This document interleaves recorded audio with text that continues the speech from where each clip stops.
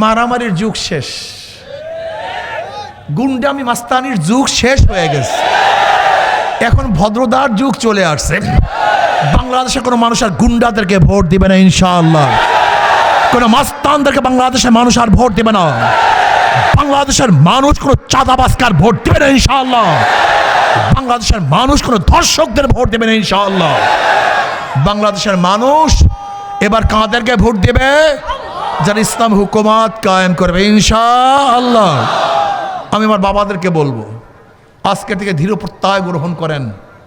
মাত্র 3টা মাস বাকি আছে, মাত্র 3 মাস। শপথ গ্রহণ করুন, শপথ গ্রহণ করুন। আমি আমার সেন্টার থেকে হাত পাখাকে বিজয় করবো ইনশাআল্লাহ। শপথ গ্রহণ করুন। যদি আপনি একা শপথ গ্রহণ করুন, বাংলাদেশের কোন জায়গায় কি রেজাল্ট হবে আমি জানি না। কোন জায়গায় হাত পাকা ভোট পাবে কি পাবে না আমি জানি না, এটা আমার জানার বিষয় নয়। কিন্তু আমার সেন্টারে আমি ইসলামী হুকুমত কায়েম করার জন্য হাত পাখাকে বিজয় করবই করবো ইনশাআল্লাহ। আজকে থেকে শপথ গ্রহণ করুন। যদি প্রত্যেকটা নেতাকর্মী নিজের সেন্টার নিয়ে চিন্তা করেন, আমি আমার সেন্টারে সর্বোচ্চ ভোট দেবো হাত পাখাকে। যদি আপনি আপনার সেন্টার নিয়ে চিন্তা করুন, মাত্র ভোট একটা সেন্টার 3000 বা 3500 বা 2500 বা 2000 বা 4000 ভোট। আজকের থেকে নিয়াত করুন যে এতদিন সময়, 90 দিন সময় বাকি আছে। আমি একজন মানুষ, আমি একা কর্মী। একজন ভোটারের কাছে আমাকে কত সময় যেতে হবে, কতবার যেতে হবে, আমি হাতে ধরবো, পায়ে ধরবো, অবশ্যই হাত পাকায় ভোট নিয়ে আসবো। বলে কেন হাত পাকায় ভোট নিয়ে আসবেন? দেখেন, যারা নৌকায় নির্বাচন করে নিজেরা নৌকা চালাতে পারে না। যারা ধানের শীষে নির্বাচন করে নিজেরা ধান কাটতে পারে না। যারা নাঙ্গল নিয়ে নির্বাচন করে নিজেরা নাঙ্গল বইতে পারে না। যারা কুঠা নিয়ে নির্বাচন করে নিজেরা কাঠ ফাটতে পারে না। যারা গরুর চাকা নির্বাচন করে নিজেরা গরুর গাড়ি চালাতে। নৌকা কারা চালায়? গরিবরা। ধান কারে কাটে? গরিব। নাঙ্গল কারা বয়?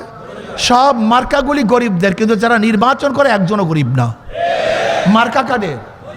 কিন্তু যারা নির্বাচন করে সবাই ধনী, একটাও গরিব না, সব ধোঁকাবাজি।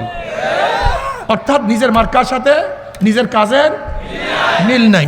কিন্তু হাত পাখা এমন একটা প্রতীক, হাত পাখা এমন এক প্রতীক। এই যে দেখেন হাত পাখা, যে নির্বাচন করে সেও ঘুরাতে পারে, যারা সমর্থন করে তারাও চালাতে পারে, পুরুষরাও চালাতে পারে, মহিলারাও চালাতে পারে, ধনীরাও চালাতে পারে, গরিবরাও চালাতে পারে, ছোটরাও চালাতে পারে, বড়রাও চালাতে পারে। হাত পাকা প্রয়োজন মুসলমানদের, হাত পাকা প্রয়োজন হিন্দু খ্রিস্টান বৌদ্ধদের। কাউর মার্কা, কাউর মার্কা ঘুমের সময় বুকের উপর থাকে না। কাউর মার্কা না, কাউর মার্কা ঘুমের সময় বুকের উপরে থাকে না। একটা মার্কা যেটা ঘুমের সময়ও বুকের উপর রাখে, তার নাম হাত পাকা। হাত পাকা হিন্দুকেও শান্তি দেয়, খ্রিস্টানকেও শান্তি দেয়, মুসলমানকেও শান্তি দেয়, বড়দেরকেও শান্তি দেয়, ছোটদেরকেও শান্তি দেয়।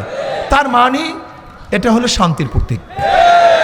আমি বিশ্বাস করি হাত পাখা যদি বিজয় হয়, এই জাতি বিজয় হবে। হাত পাখা বিজয় হয়, দেশ বিজয় হবে ইনশাআল্লাহ। কারেন্ট ফেল করে, হাত পাখা ফেল করে না। কারেন্ট ফেল করে, হাত পাখা ফেল করে না। আজকের থেকে ইনশাআল্লাহ হাত পাকার সুবাতাস সব জায়গায় ছড়িয়ে দেওয়ার জন্য এখানে যারা আসছেন নেতা কর্মীরা, আমি অনুরোধ করব, মিথ্যাকেও হাত তুলবেন না। আজকে থেকে কে কে নিয়াত করতে পারেন, আমি আমার সেন্টারে, শুধু আমি আমার সেন্টারে গোটা বাংলাদেশে হাত পাকা একটা ভোট পাবে না, এটা আমার দেখার বিষয় নয়।